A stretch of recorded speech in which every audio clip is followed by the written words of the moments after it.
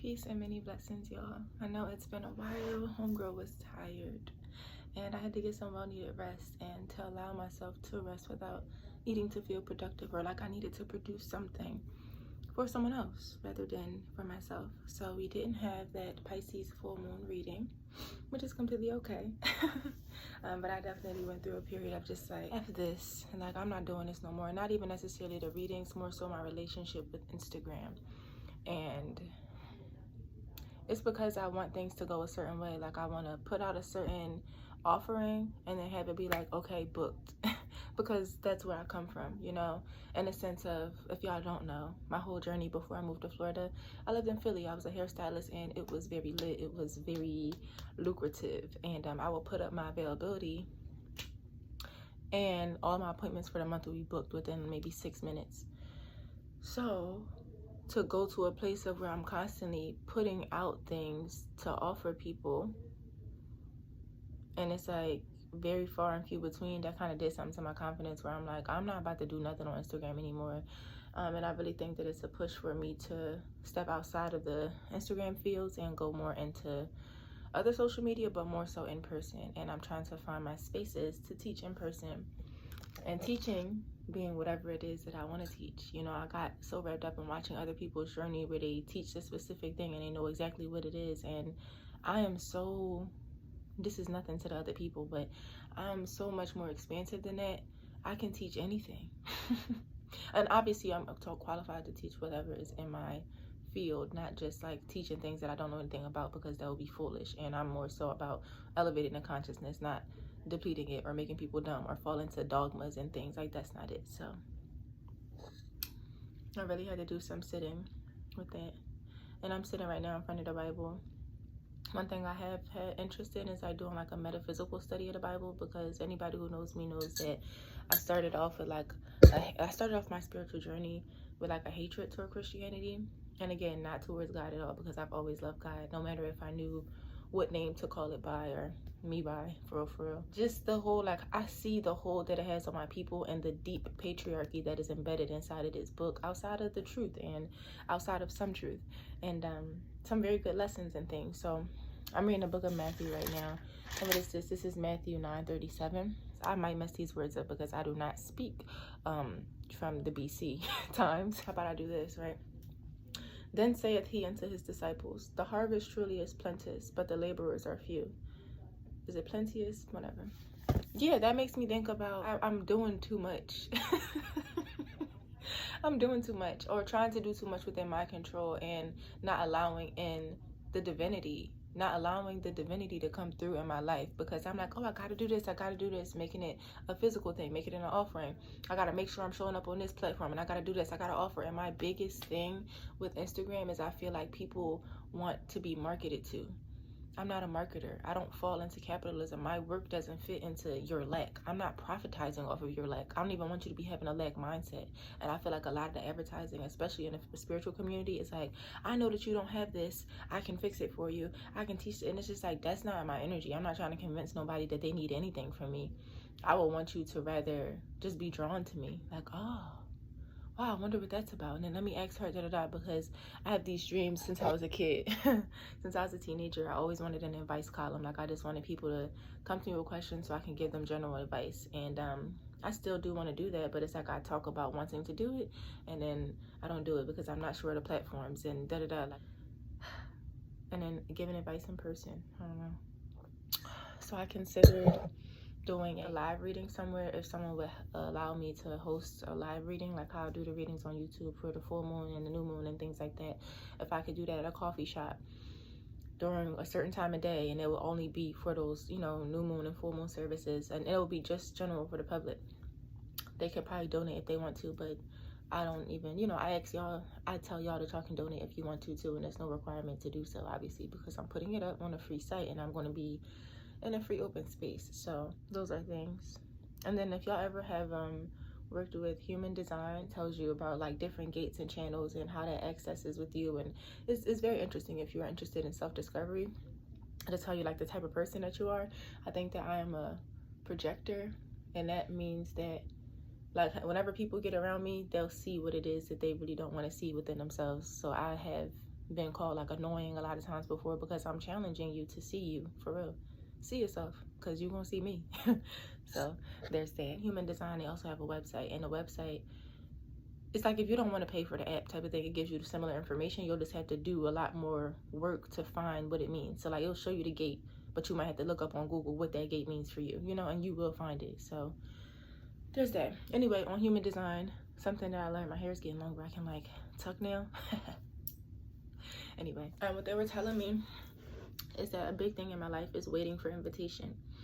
And it doesn't mean just like waiting in laziness, but more so waiting in faith and being okay with that waiting. And I have some Aries placements as well as Taurus placements, and I get stubborn when it comes time for me to stop my moves. Like it's like, I was in a flow right now. What are you doing? Why did you take away my flow? Why did you stop me? Put me back in my comfort zone. So sometimes I just be like, you know, and everybody thinks I'm completely fine because of how I handle it, but sometimes that's not always okay either. I've gotten a lot better with like allowing people to know how I feel, so that when I need support, I have that emotional support. So proud of myself for growth. This whole waiting for invitation thing, when I'm so used to like not necessarily going out to get people, but at least knowing like if I could do hair, I'm not saying, all right, y'all, you gotta da-da-da. Like my work showed for itself. People was like, oh, that's what she do? I'm gonna go to her. And I'm struggling with like how that's not transitioning to the same thing, because one is a physical act of labor where people can like see it, but also a lot of people felt me. Like I would do hair and we were having whole therapy sessions, and I'm not talking about therapy sessions like where it's like we're gossiping together. I'm talking about we are unpeeling the layers of cabbage to get to the deep root of things. Like I ain't never have somebody sit in my chair, leave, and then come back the same. Like it was always a constant progression. So I was like, I think I want to try this whole thing on as a healer. So I quit. I stopped it. I retired a little bit. Like sometimes I go back in Philly and I'll do hair or whatever if I want to connect with some clients, make some bread real quick while I'm in my city, or in the city, whatever. What is this block that's hitting me when it comes to offering Reiki, when it comes to offering readings, when it comes to offering herbal consultations, when it comes to people buying my crafts because I make Florida water and I make teas and, you know, all these things. And I'm like, wow, I went through a whole period of like, is what I'm putting out not even valuable? Because I got to see it before, but in the ways that I got to see it was with money. Because people definitely weren't respecting my boundaries. They definitely weren't respecting my time. They definitely didn't see me as a full holistic being. Sometimes it was just like, you have to show up to do my hair, girl. You know, like not really a concern for me, my mental health or anything like that. And it wasn't intentional. Like it wasn't like they were intentionally trying to put me down, but it's like to have a connection with somebody when you're used to, you know, them doing a service for you. It's like, you're not available to do my service, but I also do love you. But that service thing was overpowering the love. So that was just one thing. I started to lose the passion for it too. And I think that it is very dear to be in someone's head, like to have someone trust me, to be in their head dissecting it. They can't see what's going on. All they know is somebody is on top of them and they're in their scalp for real. And these are braids that I'm doing. I did protective styles, so I'm braiding in my energy into your scalp. Like that's deep to me. That's deep work, and I took that very seriously. So yeah, I feel like that was just another thing when it came to me connecting with people. But those people were outside. So you see how I took it from being outside scope, like all my people were in person. They were coming to meet me versus me behind a screen. And I'm asking people to come, like, you know, whatever. But I'm not operating off of their lack. I'm not saying, I don't even know how to do that. Like, hey, you don't know how to control your emotions, I can help you. Like, it's like, no, because I still be having to learn how to control my emotions. We are such complex beings that it's certain things that you're gonna feel that you ain't never felt before. And you probably really did feel it, but you didn't know the words. And then one day you have the words and the feeling, and it's like, whoa, this is completely new. And processing. A friend asked me one time, like, what is something that you have healed yourself from? Or like something that you're best at within you that you can teach to others, because she was like, that's what your teaching will be. And I feel like what I'm best at is self-discovery. Like I'm good at knowing myself, and I feel strongly that I can teach others to know themselves, but they have to be committed to it. And then I don't want the pitch to be, hey, you don't know yourself, I can teach you. Like that's not it, because then I'll be looking at that like, girl, who are you to teach me about myself? Because my whole thing is self-sufficiency. I don't want anybody relying on me for their healing. And I feel like that's what, you know, that's what's done. And I'd much rather provide the tools for someone to find out how to do it themselves, but also have the diligence, have the discipline, and, you know, just be willing. It really is just willingness to really do the work, because it's not fast track anything. There were so many times where I'm like, okay, I'm on the top of this, I have no more work to heal. And it's like, girl, what? You sound ridiculous. And that's exactly what life showed me. Like, you sound ridiculous. So just accepting that healing is not linear. There's always going to be something, a curveball that throws, and we all have blind spots. Like, we are not immune to things happening. But I had posted a short before, and it's just talking about how just because the situation is disagreeable or you don't really necessarily want to feel your way through it, it doesn't mean that it's not supposed to be there. It's supposed to be there. There's something in your subconscious, something in your energy field that was like, you know what, I want this experience. And even if you don't want the experience, you wanted the lesson that came from it. And sometimes the lesson is an easy lesson to learn, but we need a hard experience in order to get it through to us, you know, depending on who we are, how we are, and what contracts that we signed before we came Earthside. So there's that too. Outside of that, I do feel things shifting for me. I feel different opportunities coming, and I'm excited, I'm in joy, and like I don't know, I can just feel it. So I'm happy for that. That's one thing too. Sometimes when I be like, F this, F that, I gotta find my place in gratitude, and honest gratitude too, because you don't want to trick yourself or like try to fake it till you make it, because you don't want to fake anything in your experience, or else you kind of get that back. You don't want to fake anything in your experience, or else you will get it back. Okay? You get what you receive. So even in honesty. I do kind of want to just sit with y'all and pull some cards. What I have here is my shamanic healing deck, so we are going to work with that. I most recently did a forecast, a September forecast for my mom, just as a gift, because we went through a little rough patch, and I feel like this is something that brings me joy. Just interpreting and analyzing and things like that. Do something that I love for someone that I love. Yes. So thank you. I'm having a talk with my followers. Also, thank y'all. If you're really at this point still watching, that's dope. And you love me, and I love you. We go together? It's like, no. Alright, so I really play too much. Let's just see what's going on in the ethers today. What's something for us to talk about after I shuffle one more time? Okay. Unlimited possibilities. Sacred space. Alright. And then from the heart we have integration. This is interesting because I just saw a snake. I had so many days of magical things. I saw a snake, I saw a fox, I saw 2 bunnies, I saw a crane, a great heron. I was like, just, what's the emoji? It'd be like the eye, then the lips, then the eye. I'm playing. All right, so these are the 2 cards that came out. New day, transformation, unlimited possibilities, sacred space, and integration. When I see new day, it makes me think greet the day. How do you greet the day? When you wake up, like, what's the first thing on your mind? And it really is about just noticing that, right? Noticing the first thing on your mind, because it's a new day. And another thing that comes is once you drop it, don't pick it back up. Because I realized there are some things that I from or started the healing process from, and then I would retell the story to someone as I'm catching up with them, and I would feel like the emotions kind of just rise in me, and I'm like, you know what, this is a new day. I don't need to tell this story anymore. If anything, I'll just tell them how I got through the healing of this story. And I feel like that comes with the transformation. You know, like you don't step up outside of the chrysalis real quick to go get a little bit more material. Once you're in there, and you continue to process. It's like you don't backtrack, you don't go back. And yeah, that's how the new days is. You don't get to go back into yesterday. You continue, you stay in the present, and then when that day's over, you wake up and it's a new day. You know, it's like releasing what has happened before to allow yourself to transform. Allow yourself to transform. And in that transformation process too, it's like you'll have what you need. It's all in you. Like those butterflies, they don't receive outside intelligence. Like they know it's built in. It's built into them what's next for them. They know the transformation, and I feel like we know too. It's just that we have these distractions around us that get us to forget, that disconnect us from our knowing. But it doesn't mean that the knowing is gone. If you're disconnected, it doesn't mean that the knowing is gone. If you are disconnected, it does not mean that the knowing is gone. Only the connection to the knowing. That's gonna make me cry. Oh, I feel that. It's not gone. You just gotta reconnect yourself. That's all. That's all. And sometimes when we get disconnected, we may blame ourselves from the things that we've allowed in and But again, like all of our experiences are ours and they are meant to be. Sometimes you gotta disconnect to know what it feels like.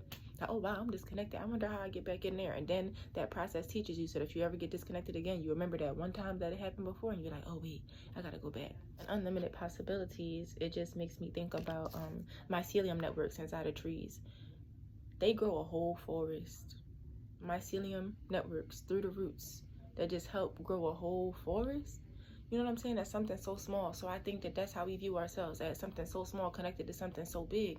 But we have unlimited possibilities within that. Like, yes, we are small things in the grand scope of things, but we are big energy. You know what I'm saying? We are here manifested at the perfect time of life, and just allow your transformation to open you up to unlimited possibilities. Like, to know, to expand yourself beyond what you know, expand yourself beyond what you think you can do, expand yourself beyond the friendships that you have, because there are more people out here to love you. Expand yourself beyond the family you were born into, because there are more people out here to love you. So fall into your unlimited possibilities, seriously. And then even the image here, I know this is not fruit, it's just flowers, but my mentor had a conversation with me about fruit falling off a tree, or us being able to pick it off the tree. When we do that, we are fulfilling its highest purpose. There's unlimited possibilities for that fruit. It could fall, it could get wrapped up and go to a supermarket, somebody could literally delicately grab it and eat it. Like, all of those things are just unlimited possibilities to them, but they don't have any attachments to how their ending is or how their journey is going to go. They just be here floating, ah, la la la, like, I know, flowing with the wind. And I feel like we have to allow for unlimited possibilities and fall out of the rigidity of, okay, I have to do this, then this has to happen, and then this, and then it's that. And it's like, what is this? Patriarchy. Then we have sacred space. Work on your sacred space. This is your sacred space. Right now, I'm in a place where I'm staying with a friend right now. So the sacred space that I would have for myself, my altar, and like, I have small things like pictures of my ancestors and little oils and stuff like that, but my sacred space that I would create for my altar, it now has to reside within me. Like, I have a small representation of it, you know, physically, but I'm the altar. So that's my sacred space. And I feel like people may have different excuses about why they don't have a sacred space for themselves, because it doesn't even have to be an altar. It could just be a space where you sit in your corner and you know, this is my cry corner, but that cry corner is also your heal corner, your pray corner, your, you know, whatever. Like, it's something that you do just for you, is your space. Calling in your sacred space. It also makes me think about Kundalini energy and like the fire being lit up under it. So it's like, okay, time to activate. Where's your safe space to activate? Where's your safe space to move? Where's your safe space to allow infinite possibilities to flow through your energy field? Integration. There's a lot of transformation, integration in here, but like, this is our reading together. And snakes to me symbolize transformation. They symbolize fertility. They symbolize polarity, you know, in a sense where they have a season to be more masculine, a season to be more feminine when it comes to that transformation. Like, you have to know when to be outward and when to be inner, when to be phallic and when to be vaginal. I'm cracking myself up. Please take me serious, but take me serious most times. That's me as a teacher. Take me serious most times. 90% of the time, take me serious. The other 10% is ha ha ha. Yeah, there's a lot of unwinding to come. It's almost like it's just the beginning. Anyway, furthermore with integration, when it comes to snakes and things, like, integrating has all to do with embodying your knowing, right? So it seems like we're getting to know a lot more things here. We're falling into unlimited possibilities. We're creating sacred spaces for ourselves. Okay, well, how do we integrate all this information? By being it, by living it, by leading by example. And the only way that you really integrate is if you lead by example, because you can't be out here advising other people how to do things and then you're not taking the same advice for yourself. You're not integrating it. Because I know people be like, oh, do as I say, not as I do. And it's like, that sounds cute, but we should really stop following that. Again, you see how 90% take me serious at that time. You really want to be a good leader, you want to be a good example, you can't be a hypocrite, because then who's really going to listen to you? How high in integrity is that type of leadership? So be honest with yourself, be true to yourself, stay open. Don't harbor onto the past. Once you drop something, don't pick it back up. That's a reminder for me too. Sacred space, be your sacred space, or create a sacred space and integrate yourself into that as you walk. When you leave that sacred space, be as sacred when you walk out the door. That feels good. You see, I being so in love. I love that. Thank you. It was nice to talk, to get some things off. I'm going to figure out the new Bible verse for today, because that was yesterday. The harvest is plenteous, but the laborers are few. Because now something else that I want to talk about is hard work. Work is hard in general. Let me not say that. I'm not going to claim that over your lives. Work can really be easy, but it's like people have a tendency to throw something at you, like throw some evil eye or whatever, when they feel like the work that you do is easy to them.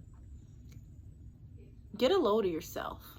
You know what I'm saying? Because who are you to say how something is to somebody else? You will never know somebody else's experience unless you ask. So instead of like trying to assume things, how about you inquire? You know, but y'all don't really be interested in knowing for real, just interested in judging. And I feel like that be the difference. I always pay attention to how people approach me when it comes to things that they act like they want to know or really do want to know. It's all in the question, it's all in the approach. And then I can even tell when someone like has good intentions and then they just don't know the right words, or I can tell they don't come from a background of that, or maybe their first time doing something like that. I can tell all of it. I'm really good at reading energy. So it's just like, that's hard work.